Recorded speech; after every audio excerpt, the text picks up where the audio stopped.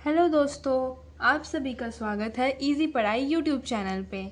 आज इस वीडियो में हम पढ़ेंगे preparation and standardisation of oxalic acid. ठीक है, तो वैसे तो हमने अभी पिछले वीडियो में देखा था कि ऑक्सैलिक एसिड जो है वो एक प्राइमरी स्टैंडर्ड सोल्यूशन है, तो उसको स्टैंडर्डाइजेशन की ज़रूरत नहीं है। पर अगर इफ़ नीडेड है तो हम लोग कर सकते हैं। ठीक है, तो पहले हम लोग ऑक्सैलिक एसिड का जो रिएक्शन होगा या इसका प्रिंसिपल जो हम बोल सकते हैं उसको देख लेते हैं। तो COOH ये ऑक्सैलिक एसिड होता है। ठीक है, इसको हम लोग लिखते हैं C2H2O4 के फॉर्म में प्लस 2NaOH, मतलब सोडियम हाइड्रोक्साइड के साथ हम लोग ऑक्सैलिक एसिड को रिएक्ट करेंगे। तो इसमें क्या हो जाएगा, जो H है वो निकल जाएंगे और इसके जगह पे हमारे पास Na आ जाएगा यहाँ पे। ठीक है, तो हमारा यहाँ पे सोडियम ऑक्सलेट बन जाएगा प्लस 2H2O। यहाँ पे सिंपल एक एसिड बेस रिएक्शन हो रहा है। ये ऑक्सैलिक एसिड है और ये जो है वो बेस है। यहाँ पे इन्होंने एक सॉल्ट बनाया और वाटर को निकाल दिया। ठीक है, तो हम लोग पहले ऑक्सैलिक एसिड के प्रिपरेशन की बात कर लेते हैं। तो हम लोग 0.1 नॉर्मल ऑक्सैलिक एसिड बनाएंगे इस रिएक्शन को परफॉर्म करने के लिए।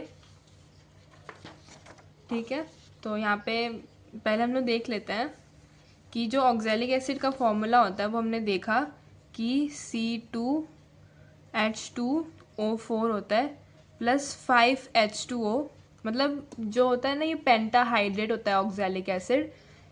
ठीक है, तो इसको हम लोग ऐसे लिखेंगे और इसका जो मॉलिक्यूलर वेट हो जाता है वो है 126 ग्राम पर 126 ग्राम पर मोल। ठीक है, अब ये हमारा मॉलिक्यूलर वेट हमें पता चल गया इसका, ये है मॉलिक्यूलर वेट।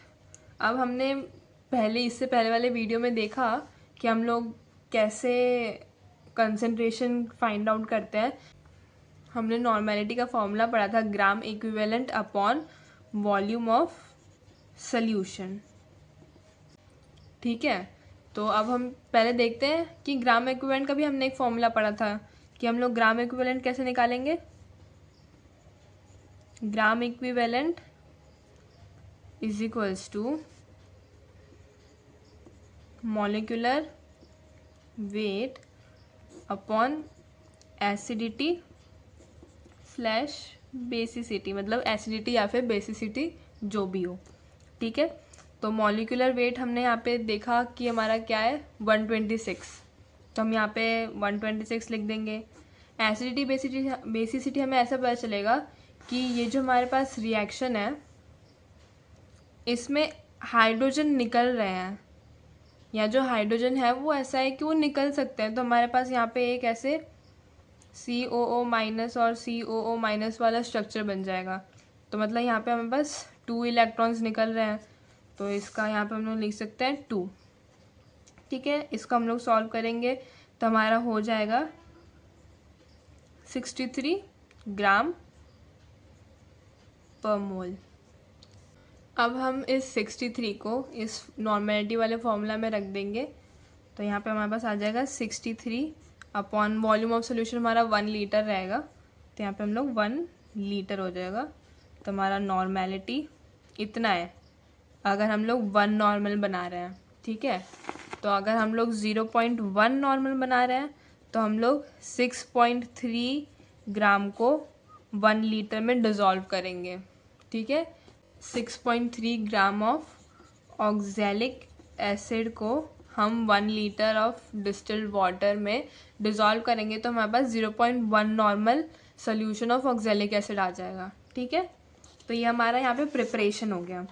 वही चीज़ यहाँ पे सब लिखी हुई है प्रिपरेशन में कि इसका फॉर्मूला क्या है, इसका वेट क्या है, मॉलिक्यूलर वेट क्या है, हमने नॉर्मेलिटी कैसे निकाला, इसका molecular weight in upon acidity basicity into volume of solution.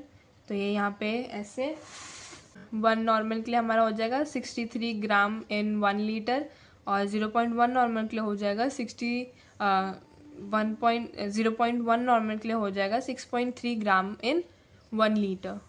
ठीक है, अब हम बात कर लेते हैं प्रिपरेशन ऑफ 0.1 नॉर्मल NaOH की भी, क्योंकि हमें NaOH की भी ज़रूरत पड़ेगी इस स्टैंडर्डाइजेशन करने में। ठीक है, तो NaOH का मॉलिक्यूलर वेट जो होता है वो 40 होता है। इसमें कुछ एसिडिटी बेसिसिटी नहीं होती है, तो सिंपली हम लोग 1 normality is equals to 40 gram upon 1 litre लिख लेंगे। तो हमें 0.1 नॉर्मल सोल्यूशन बनाने के लिए 4 ग्राम इन 1 लीटर चाहिए होगा। ठीक है, तो ये हमारे दोनों प्रिपरेशंस हो गए। अब हम स्टैंडर्डाइजेशन की बात करें तो वो देख लेते हैं कि उसका प्रोसेस क्या होगा, हम लोग कैसे स्टैंडर्डाइजेशन करेंगे और हमें कैसे पता चलेगा कि वो स्टैंडर्डाइजेशन हुआ, कितना स्टैंडर्ड हमारा निकला, क्या नॉर्मेलिटी निकला उस सोल्यूशन का। ठीक है, तो पहले तो हम ये देख लेते हैं। तो हम लोग यहाँ पे टाइट्रेशन परफॉर्म करेंगे स्टैंडर्डाइजेशन करने के लिए। ठीक है, तो टाइट्रेशन के लिए हमें एक ब्यूरेट चाहिए होता है, जो ब्यूरेट स्टैंड से सपोर्टेड होता है। यहाँ पे एक स्टैंड होता है ब्यूरेट को सपोर्ट करने के लिए। ठीक है, तो ये हमारा ब्यूरेट स्टैंड हो गया, ये हमारा ब्यूरेट है और ये कोनिकल फ्लास्क है। तो ये स्टैंडर्डाइजेशन परफॉर्म करने के लिए हम लोग ब्यूरेट में डालेंगे 0.1 नॉर्मल NaOH सोल्यूशन। ठीक है, हमारा कोनिकल फ्लास्क में रहेगा 0.1 नॉर्मल ऑक्सैलिक एसिड और हम लोग इसमें इंडिकेटर डालेंगे 2 to 3 ड्रॉप्स ऑफ फिनोल्फथलीन।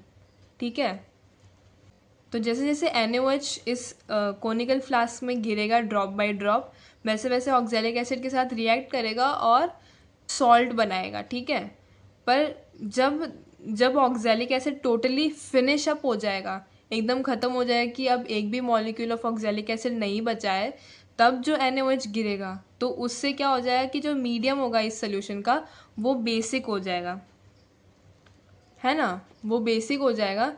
तो इस बेसिक होने की वजह से जो फिनोल्फथलीन है ना, इसका कलर पिंक हो जाएगा, और जैसे ही पिंक कलर होगा वो हमारा एंड पॉइंट होगा।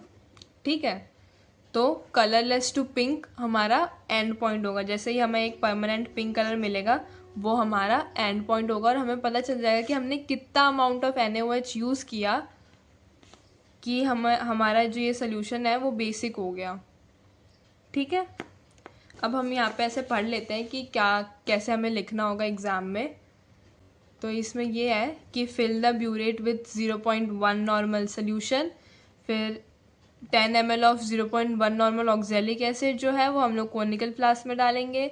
Add 2 to 3 drops of phenolphthalein in conical flask, फिर titrate the oxalic acid with NaOH drop by drop until the end point is reached. ठीक है, और फिर एंड पॉइंट हमारा क्या होगा, कलरलेस टू पिंक कलर। ठीक है, अब हम लोग इसका थोड़ा कैलकुलेशन देख लेते हैं कि हम लोग नॉर्मेलिटी निकालेंगे कैसे। हमने स्टैंडर्डाइजेशन तो परफॉर्म किया, तो अब हमें पता कैसे चलेगा कि जिसका हमने स्टैंडर्डाइजेशन किया जिस सोल्यूशन की, उसकी नॉर्मेलिटी कैसे निकालेंगे। ठीक है, तो ये हमारा कैलकुलेशन है, ये हमारा फॉर्मूला होगा N1V1 is equals to N2V2, जिसमें यहाँ पे जो N1 है उसका मतलब क्या हुआ, नॉर्मेलिटी ऑफ ऑक्सैलिक एसिड, जो हम लोग अभी कैलकुलेट करेंगे। ठीक है, V1 जो है वॉल्यूम ऑफ ऑक्सैलिक एसिड जो हमने लिया कोनिकल फ्लास्क में, जो कि था 10 ml। N2 मतलब नॉर्मेलिटी ऑफ NaOH, जो कि हमने जिस नॉर्मेलिटी का NaOH बनाया था वो हम लोग लेंगे 0.1 नॉर्मल। ठीक है, और जो हमारा V2 है वो है वॉल्यूम ऑफ NaOH, जो मतलब ब्यूरेट से गिरा तो वो हमने मेजर किया। ठीक है, तो वहाँ पे हम लोग वो लिखेंगे। तो यहाँ पे हो जाएगा N1 is equals to N2 into V2 upon V1। And यहाँ पे हमने वैल्यूज़ डाल दिया कि N2 इज़ 0.1, V2 हम लोग जो मेजर कर रहे हैं वो होगा, और जो V1 है वो 10 होगा। ठीक है, तो इससे हमारा N1 आ जाएगा। तो अगर हम लोग इसमें कैलकुलेशन का एक एग्जांपल देख लें, और एग्जांपल है इनकी हमारा जैसे वैल्यू आया है, जो हमारा V2 का वैल्यू है जो हमने ब्यूरेट में मेजर किया वो है V2 इज इक्वल्स टू हमारा है 12.6 ml। ठीक है, तो इसको हम लोग फॉर्मूला में लिखेंगे N1 वाले में, तो N1 पहले तो हम लोग फार्मूला कॉपी कर लेते हैं। तो n1 is equals to 0.1 into V2 upon 10, ठीक है। तो इसको हम लोग सॉल्व करेंगे तो हमारा हो जाएगा 0.1 इंटू 12.6 अपॉन 10 करेंगे तो n1 is equals to 0.126 normal आ जाएगा, ठीक है। तो इससे हमें पता चल गया, और ये नॉर्मेलिटी अप्रॉक्सीमेटली 0.1 के इक्वल हो गई, ठीक है। तो हम लोग को ये पता चल गया हमारा जो एग्जैक्ट नॉर्मेलिटी है ऑक्सैलिक एसिड का वो ये है, ठीक है। और हमने अप्रॉक्सीमेटली इतना वैल्यू का ही नॉर्मेलिटी का अपना सोल्यूशन बनाया था, ठीक है। तो ये टॉपिक को हम लोग यहीं पे ख़त्म करते हैं, इसमें इतना ही है। और फिर अब हम लोग नेक्स्ट वीडियो में NaOH के स्टैंडर्डाइजेशन और प्रिपरेशन के बारे में पढ़ेंगे। होप आपको ये वीडियो पसंद आया होगा और सब कुछ आपको समझ में आया होगा। जो भी आपको समझ में नहीं आया होगा आप मुझे कमेंट सेक्शन में पूछ सकते हैं, और इस वीडियो को ज़्यादा से ज़्यादा अपने दोस्तों के साथ शेयर करें, लाइक करें, कमेंट करें और सब्सक्राइब करें। Thank you.